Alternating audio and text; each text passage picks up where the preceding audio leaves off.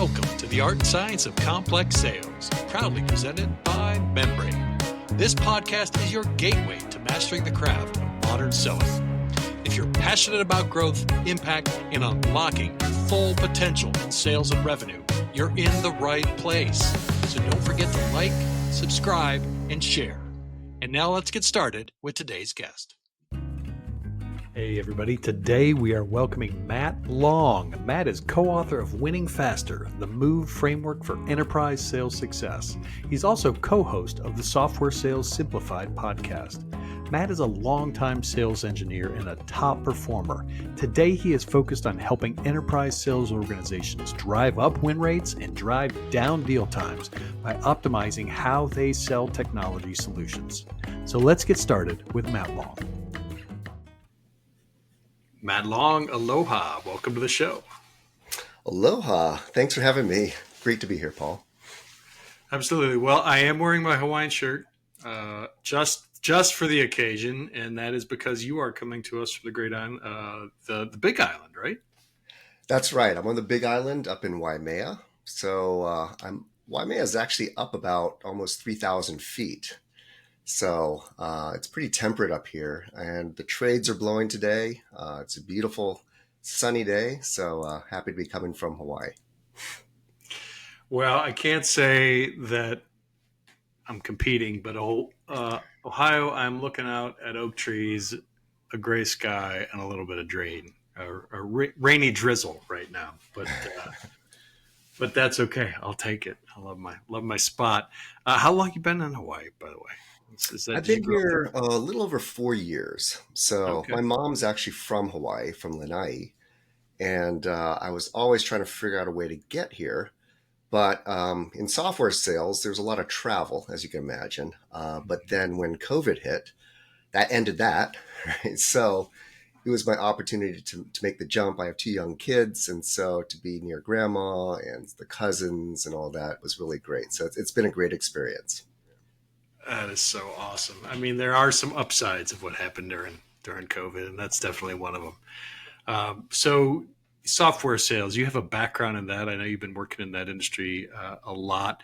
You mind just sharing a little bit about your sales journey, how you got into sales, and where you are now? Yeah, absolutely. I really have to go back and start with just my journey with tech, I think, because that was my entree into it. And not to date myself too much, but my tech career started in the 80s with PCs when they came out. And I quickly learned that the utility with them was really around how you can apply them to actually making business more efficient. And that's where I kind of gravitated towards. So I did a lot of training on WordPerfect or Lotus 123, things like that back in the day as PCs started being adopted by business. And from that, I had a career where I was doing everything from training to installations to getting people online, things like that. But eventually I ended up in San Francisco in the late 90s, and the .com boom was happening, right? And I was working for the federal courts, in IT. I was actually running the computer operations for the Ninth Circuit. But I saw all of these excitement and interesting things happening, on the private side, in the .com area. So I made the jump from the public sector to private and ended up in a role as an SE. So, which was a natural fit, I think, because I always was interested in understanding how things worked, but more importantly, how they applied to making things more efficient and getting your job done better, right? So that's where I started in software sales. And that was back in 99, I think. And the whole .com thing was happening. There's a lot of excitement. I will say sales was a lot easier back then. And I mentioned this in my book, but there was just so much money being poured in and so much potential. Proving value and things like that wasn't quite as necessary. People were just throwing money hand over fist sometimes. And we have to get in on the bandwagon, right? And if you had anything that sounded cool, that seemed like they'd apply to the business, they would front load it and just say, okay, here you go. Let's do that. Let's invest. But then, of course, came the crash. and things tightened up dramatically. And what we found is a lot of the budgets and the purse strings went back to the CFO or the IT department, who was really controlling tech purchases, whether it be things like that. So I think that really shaped the approach of a lot of people and kind of changed it to realize we need to really focus on value and what that means. And that's, I think, where my journey started, really, with sales. Because before, I'm just like doing demos. It's all fun. We're spending lots of money and that's kind of the glamorous side. But then the hard work begins. And then from there, I just kind of progressed from role to role, always in the enterprise side of software sales, though. And I could talk more about that in a bit. But that's a little bit about my journey and how I got here. Well, it's interesting. When I first got into software sales, it was 2003. So we're on the backside of the kind of in the middle of the uptick, and I was in a pretty fun company. I mean, we had a very small niche. We were doing Active Directory migration for Microsoft shops. So we would go in. We had a tool that was better than Microsoft, and could do this more effectively on the network side. And I will never forget what my VP of sales said to me at that point. And actually, I think he was a director, a guy named Nick. He's like, Paul, there is so many people here that don't know what real sales is. Mm-hmm. Because we really didn't need to. At that point, it was such a ready-made market. Needed to migrate, and you had a solution, and there you go. Yeah, people needed to migrate. We had a solution, and there was three competitors. Three competitors, right? Mm-hmm. So it wasn't one of those things you didn't need to really dive in and show to prove value.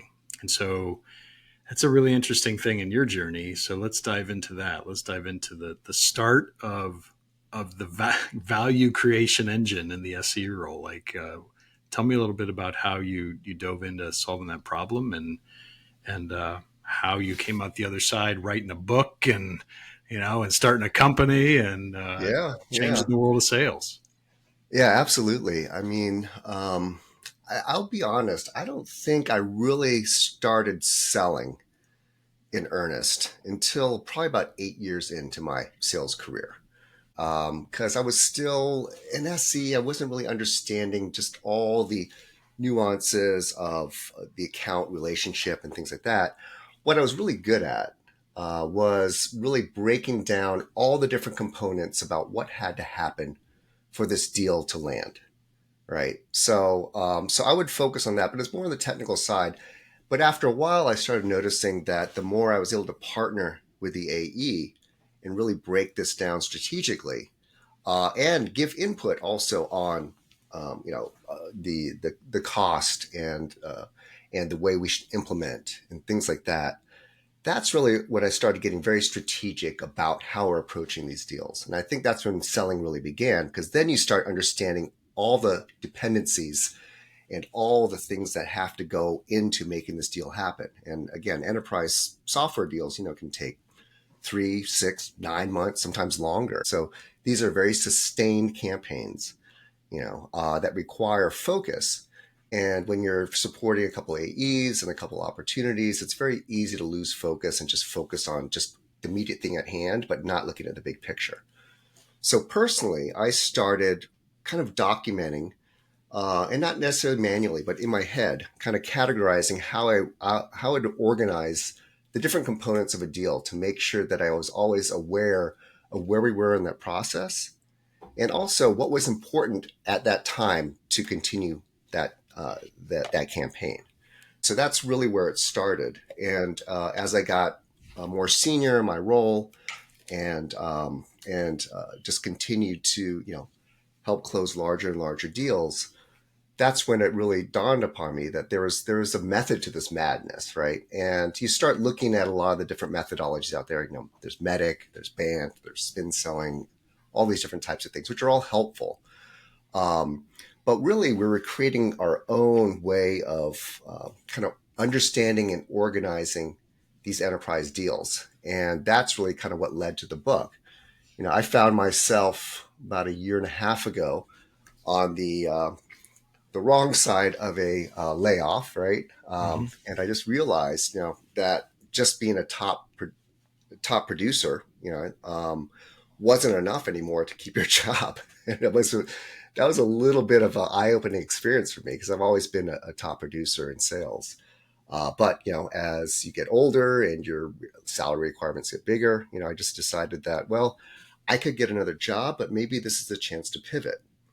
And I had an opportunity with my business partner. We actually started selling about the same time, about 25 years ago. In fact, I hired him at his first sales job where I was. And we both were in the same boat. We're like, let's do this. So we decided that we're going to, take everything that we've learned and kind of write it down. And as we were doing that, we discovered our MOVE framework, which I'll happy to go into in a little bit.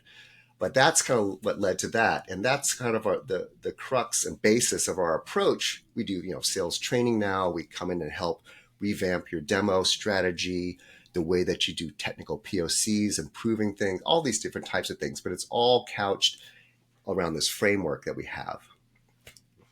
Well, and the book is called Winning Faster, the MOVE Framework for Enterprise Sales Success. Mm-hmm. So it's on Amazon. And I know, do you have a website as well that they can go to check that out? Yeah, the website is strategicsalesoptimization.com. I All know it's right. a mouthful, but we can put a link in the podcast thing as well. Awesome. So we'll absolutely do that. But yeah, let's go into the components. So this is a long, you're taking 25 years worth of sales experience and you're putting it into a framework. And you're doing it from an engineering perspective. I mean, in IT, starting in IT, moving on to sales engineering, moving up into and using all of that. So, what are the core components of this framework that you can start to leverage to help win deals? Yeah, so the first component of the MOVE framework is motive, right? And I have to credit my partner for coming up with the first two, which are motive and opportunity.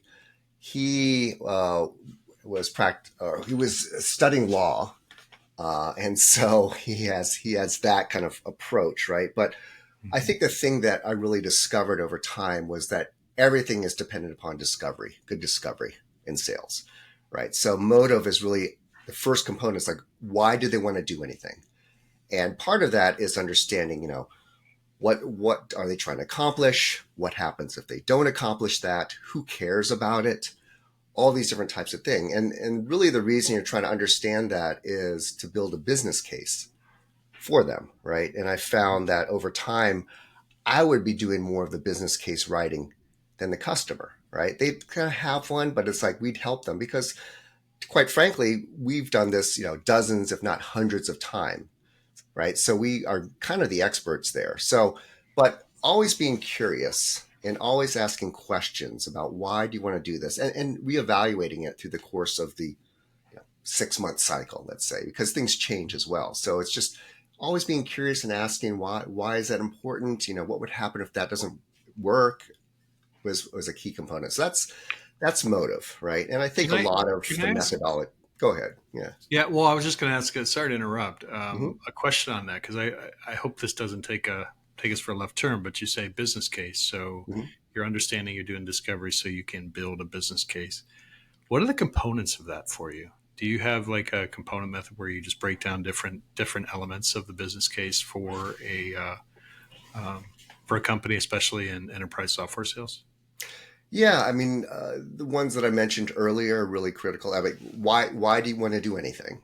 What are the driving factors? Who cares about it, right? Mm-hmm. Is there a time component around it? Is there regulation coming that has to happen? Things like that, and then looking for all the different barriers that could happen as well, right? So they can kind of mitigate those. Though those don't necessarily go into the business case, but as you're framing it, that you kind of preemptively, put things in there that are going to mitigate those types of things. But it's something that your champion or sponsor can take, and then they can, surface it, bring that around the company, bubble it up to the executives and people that need to see it. So it's really about, this is why we're doing it. So a well-constructed business case has all those components, but it's really critical because it gets everyone on the same page initially in terms of why you're doing this project. Yeah. Okay, cool. No, I appreciate that because one of the things I hear when I hear business case a lot, you hear different terminology that people use, and a lot of people have different components that they love to leverage, Mm-hmm. and secret sauce in that. But I think just the foundational aspect, you're talking about a foundational aspects that are just based on really strong discovery that you're understanding in the motive stage. So uh, that's awesome.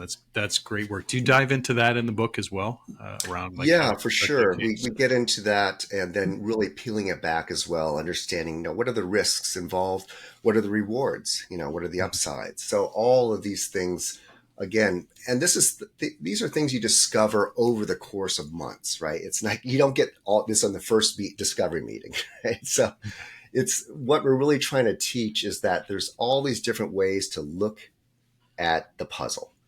And your job is just to always keep an open mind and never set on one thing, but always be challenging and questioning. And as new information arises, find out how relevant that is and if it changes anything from your initial approach. All right, so let's go on to not to direct you, but Yeah. next one I think is O, right? So Yeah. The we got O is opportunity. So an opportunity. opportunity is not just this, the sales opportunity. Opportunity is really, can they act? Do they have the ability to actually execute on this thing? Yeah, if you think about like, Bant, for example, Bant deals a lot with the opportunity. Budget, do they have budget, Mhm. authority, a need, and the timeline, right? We have those three things as well. The need obviously is part of the motive, right? But for us, it's absolutely budget and evaluating that. How is this going to be funded? Who's going to be paying for it? What's going to be required to get that budget, et cetera. And the other one is power. We call it power, but like who actually holds the power? Not just the economic purse strings, but all the other components that have to happen. With tech, obviously, it's more than just the budgetary aspects of it. There's the technical aspects. Does it fit with your current infrastructure? Is IT going to sign off on this? Right? If they're going to be involved, and usually they are. Security is a huge thing. Compliance, right? All these different types of things that people don't think about, but people have a stake. And there's been many times, and all this is from experience, right? Where you've gone, you think you have everything dialed in, you have the win, you understand what it is, you have the budget, and it gets to the final thing, and then this IT uh, group just says, "Nope, we're not going to do that. It doesn't fit with our guidelines," and you're back, so you're back at square one, or the deal's dead in most situations, right? So Yep. it's understanding those things and being very critical, and helping people understand what potential obstacles they need to overcome. That's really what our goal is here, because a lot of times we're assuming that the buyer or the prospect understands how to buy and they understand how to drive a deal through their own organization. And I would say most times they don't have a full understanding of that. Right. So our job is really to help them, again, as a trusted advisor, hopefully, in this process of bringing in new technology. These are the things you need to consider. So opportunity really helps uncover, do they have these things aligned in order to actually successfully execute on this deal? That center of power, you just rattled off right there. I think five different centers in the enterprise IT. How much has that expanded since you begun selling? Yeah, I mean, like I said, when I initially started selling, a business unit that had budget could go ahead and make a major purchase and they'd own that. And that was the only power that you had to focus on. But then, when things got a little tighter after the crash, then, the CFO and the CIO a lot of times had that power because they were the ones that would say whether something would move forward and they would have it aligned to their pipeline of projects and things that they would want to do. But then more recently, I started seeing more about security obviously being very critical. Security is always important, but especially when you got to cloud, which, was in the mid 2000s, a lot of people started moving there and realized that you had to have that dialed in. So they had a say, right? And then even more recently, I think, legal, compliance, especially around privacy of data and things like that, that's become very much in the forefront. And I think that's going to continue. Right now, what we're seeing is that, there's a big crisis in authenticity and reliability, and who you say you are, and all these different types of things. I think coming from AI, right, and everything being remote and so easy to spoof things, and I can't tell. I'm sure you get it too. How many just like spam and phishing messages you get that are more sophisticated.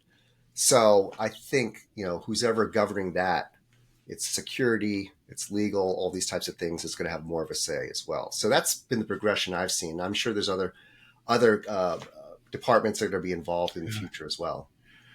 Yeah, I know a lot of some of that I'm recently talking to are breaking out risk too as a subset of compliance and security, just a combined focus on risk and risk tolerance, and treating these purchases as almost a risk portfolio. So how much risk do they bring us? How much risk do they take down? What is our overall portfolio? And the calculations that are happening these days are mind-numbingly, like, just so different than when I started. Like, and I know you just outlined essentially what you're seeing, but it's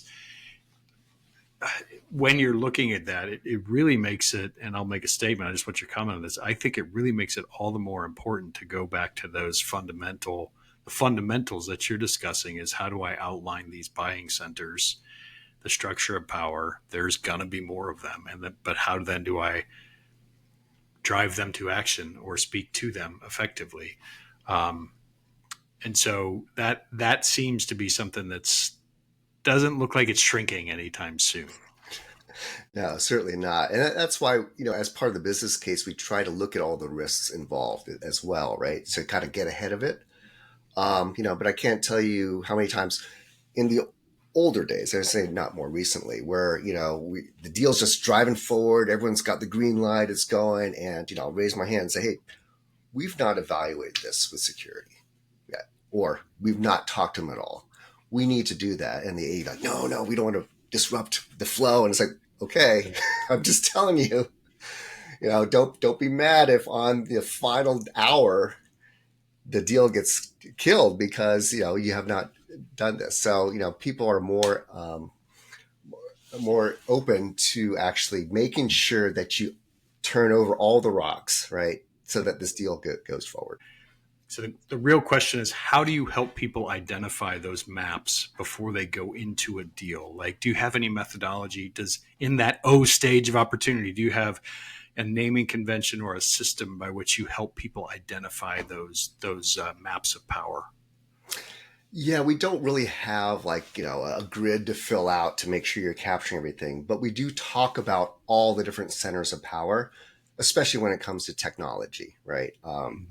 And enterprise technology, where you are going to have steering committees and consensus and things like that. And I think that's what's changed a lot, is just the consensual, but the consensus nature of decision making now, right? Where before you can get one person to say yes, and now a lot of people have input into that process.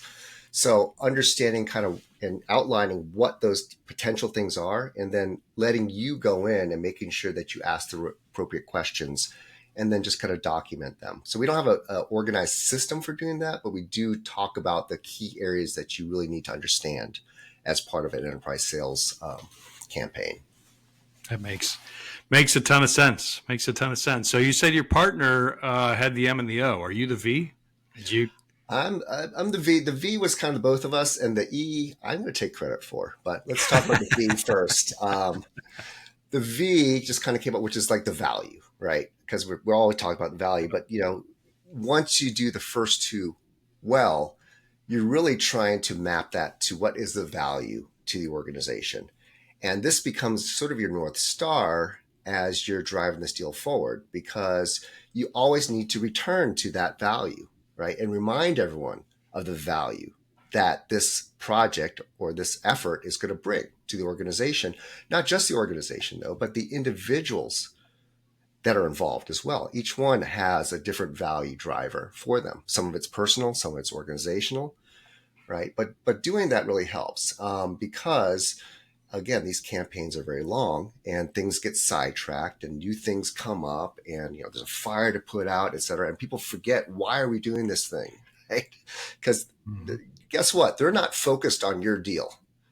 They are not, right? They are just popping in, answering things and popping out. You're focused on it. And so your job is to keep them all on the same page, and value is kind of the way that you do that. And it's kind of your map about how you're going to approach and then win the deal, right? These are the value things, and these are the things we need to prove. These are the things we need to remind them of, and this is going to be the results that they're going to get. So that's really where the value is. So essentially, you need to have that power map to be able to get that value map. Does that make sense? Yeah, absolutely. Because every power center has different value components, right? Ultimately, there's a high level strategic one that is company focused, et cetera. But then as you start going down, each power center has their own value map as well. But you said something really important there, that down to the individual, and I want to talk about making this real for a second, because I've done the exercises, and I know every good marketing firm and sales firm and that in the world has said, okay, hey, our economic buyer, what we do is we reduce cost. We're going to map it so our sales have talking points. But when we get down to it, does it really work that way? No, I mean, look, I've seen so many business cases where they want to increase revenue and reduce costs, right? It's like yes, everyone wants to do that, right? Yeah. But what does that really mean? How is it going to happen? And what are the actual things that's going to represent to the different people, right? And I think the thing people forget about as well is that we are just all people in these organizations, and we have our own personal drivers as well as professional drivers, which is a really critical component of it. I mean, so for someone who's more operational side, or who's actually doing a lot of the work, their value is if it lets me do less work, makes it easier to do my job, so I can focus on more high value activities. That's important to me, right? As opposed to their manager, who might just want to see overall operational efficiency and these KPIs move up by X amount, right? Obviously, the lower person wants to do that as well, but what they really care about is just, can I do my job? Will it make my life easier, right? Things like that. And for other people, it might be, will this boost my career, my visibility in the organization if I'm able to bring this in? So those are some of the things that we kind of discuss in the book about things to consider beyond just the high level value you're going to get, right? As you're talking to different people, you need to talk their language. And we had a guest on a while ago who was really into consultative selling and value mapping, et cetera. And one thing he said was that you really have to speak value in the language of the person that you're speaking to. You got to speak in their language, not yours. And that's what we do a lot as sellers. Well, here's the value for your software organization, or your marketing group is because you're going to see this, blah, blah, blah, blah. But they might be saying the same thing, but using different terminology and words that matter to them. So that's part of it as well, is just understanding what that language is and what that the way that people describe it, and speak in that language when you're talking to them. Yeah, I think it might have been my first or my second blog as a sales sales expert was, value is in the eye of the beholder.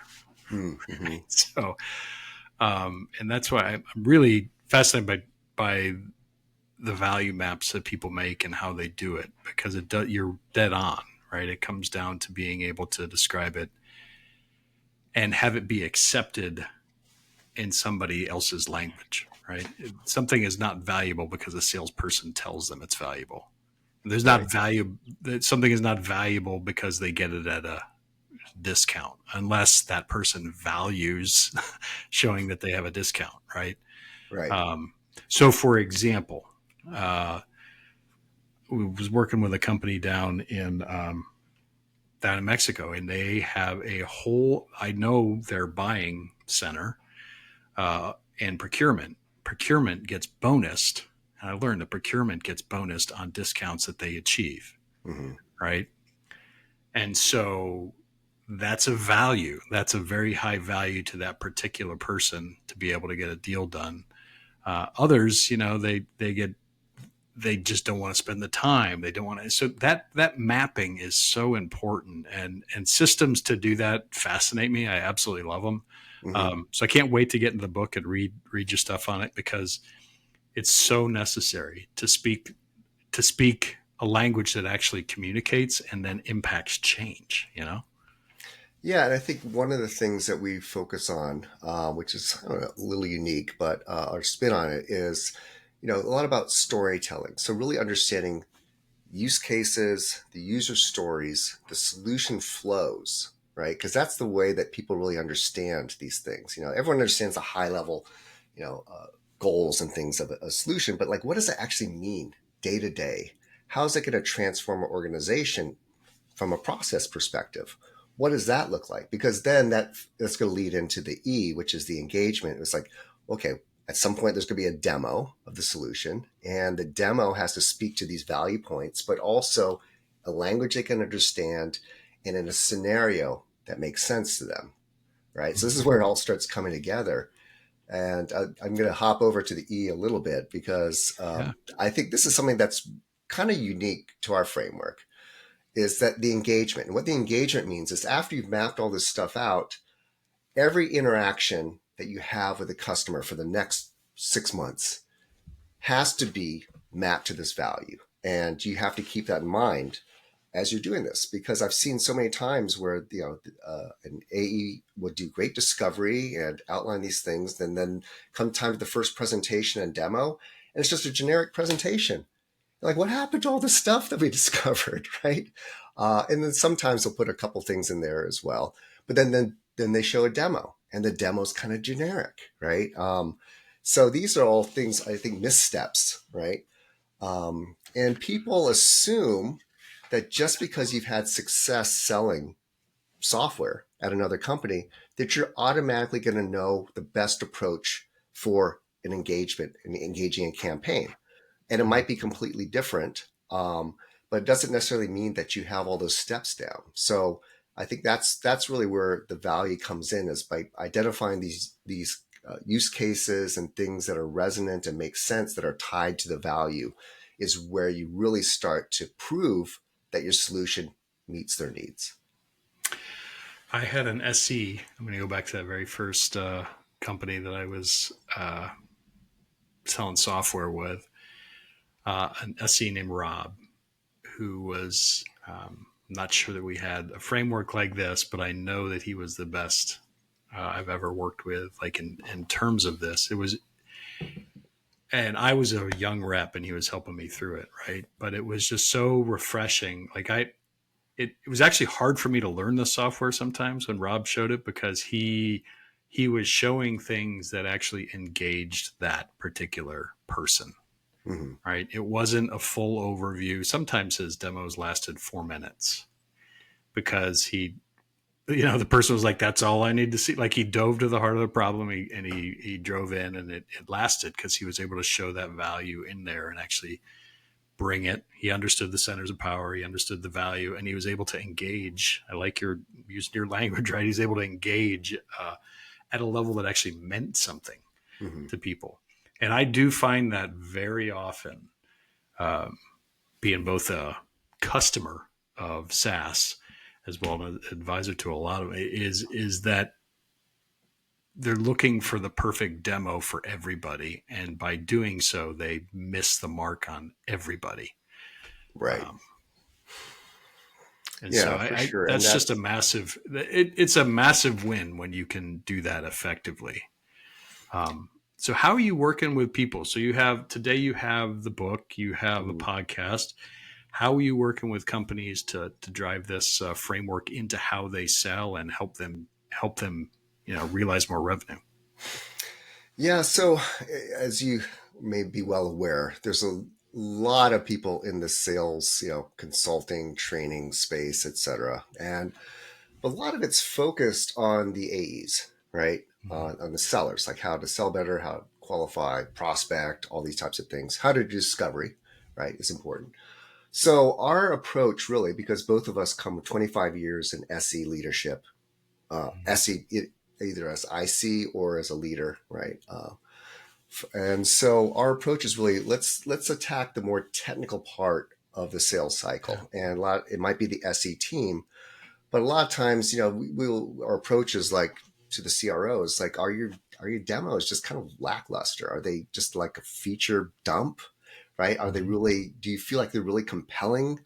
And generally, will say for the most part, they're not that compelling. They're not that exciting.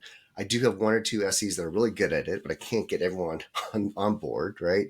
Mhm. Uh, and so that's kind of our way in, and we'll evaluate that and maybe start doing this value mapping and understanding it, et cetera, and then showing them how they can put that into a demo.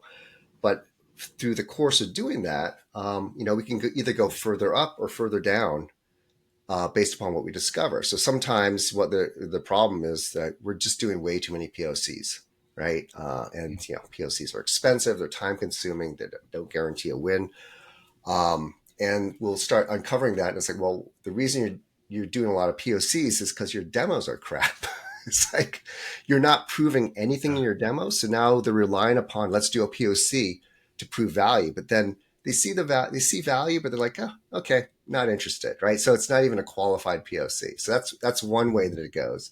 The other thing is like, well, let's make this demo better. What information are you getting? We'll start discovering that the discovery component is not really good, and so we can kind of go upstream and the working, having the AEs and SEs work together, very efficiently and effectively is really critical to these deals and the success of them. So that's our way of maybe going up and having a common framework and language that the Yeah. AEs can start using. So we don't necessarily go in and say, we're going to revamp everything end to end for you. We Mhm. try to focus on the biggest problem that you have. And then from that, it usually expands into a larger engagement. But that's kind of our approach and what we focus on. Well, solving that technical sales problem is huge, and I think it's great. It's great work and one to go after in a big way.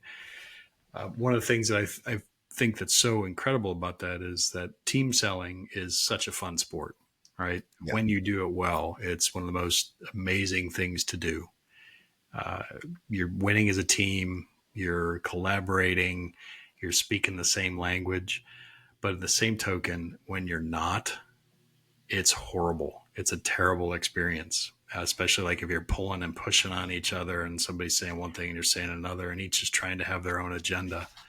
Yeah. And the So how prospect often? picks up on that too. I Oh, mean, they pick up on it so much. It just makes for a terrible call, but it happens very often. Like I mean, being a part of and watching, or being sold to, um, it happens all the time. Mhm. All the time. You can see somebody each has their own agenda and where they go. So I'll end on this question, which is, when you find that, tell me in your experience, when you find that framework, when people understand the framework and they start to work together, what type of results do you start to see? Like how are you seeing this manifest in market? Yeah. So, I mean, the title of our book is Winning Faster. Now, you may say we're making it more complex by introducing all these things, but really what you're doing is you're really understanding the key components you need to make that deal happen. And the thing I love about enterprise sales is every deal is different, right? Mhm. The parties that you're involved with are different. Their needs and goals and values are different. The organizational things are different. The technical requirements are different. So with all that, you kind of have this lattice in which you can hang the bits of information you have and make it kind of this cohesive knowledge net, right? That you have there. So That's one of the key things, is just being able to understand, as you uncover and unpack these things, where they kind of fit, and not to forget them. Right, I think is the key, because again, it's a long sales cycle. So the results really are, you can mitigate things, like if your demos are more impactful, you don't have to do as many, and maybe you don't have to do a POC, right? And then everyone gets the value, and you can drive it forward faster, right? So that's one way that you can win faster. The other way is, not getting blindsided, in the 11th hour of, something that you didn't anticipate that now kicks it to the next quarter because you lost your opportunity to close this quarter, right? So that's generally what we see is a better kind of hygiene around just really understanding the components of the deals. But as a result, you do get to close more of what you actually engage with. And then also a lot of times faster as well. You're not having deals slip as much because of something that you forgot about. So that's really the two big things that we see is, better close rate and hopefully faster closes. That's great. That's great. Well, congratulations on the book. Congratulations on the business and for the great career in sales. I will put all this information in the show notes. How do people get a hold of you if they want to chat more about this? Yeah, you can always reach out through LinkedIn, just Matt Long at Strategic Sales Optimization. You can also just email me directly, mlong@stratsalesllc.com. We can put that in the description as well. But LinkedIn is always a great way. All right. And you work with people worldwide, not just on the Big Island, right? That's correct. Though, if you want to come to the Big Island to meet, more than happy to host you here. All right. All right. Well, that's a amazing offer. I'm going to email you quick. I'll make sure I send you the email. All right, man. Well, hey, it's been awesome. Thank you so much for the time you spent and the wisdom that you imparted. Any final things you want to share with the audience? No, it's just it's been great talking with you, Paul. I'm really happy to be on and to discuss these things. Obviously, I'm very passionate about this, and it's always fun to discuss these with like-minded people. All right. Well, as always, everybody, we're going to thank Matt for coming on. Thank you so much. And we're going to end the show there. Keep shining bright. Let's get out there. Let's elevate the sales profession, sell well, and have an amazing day. We'll talk soon.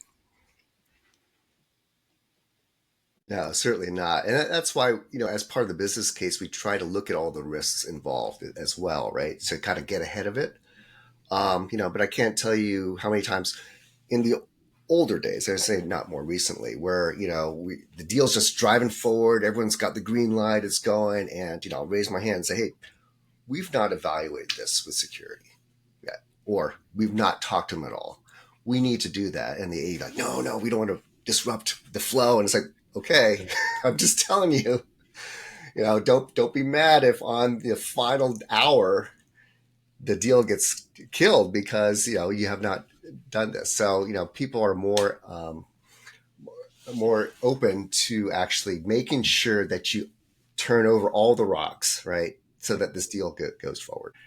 So the real question is, how do you help people identify those maps before they go into a deal? Like, do you have any methodology? In that O stage of opportunity, do you have a naming convention or a system by which you help people identify those maps of power?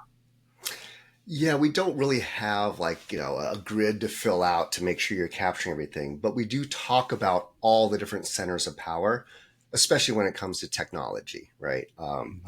And enterprise technology, where you are going to have steering committees and consensus and things like that. And I think that's what's changed a lot, is just the consensual, but the consensus nature of decision making now, right? Where before you can get one person to say yes, and now a lot of people have input into that process. So understanding kind of and outlining what those potential things are, and then letting you go in and making sure that you ask the appropriate questions, and then just kind of document them. So we don't have an organized system for doing that, but we do talk about the key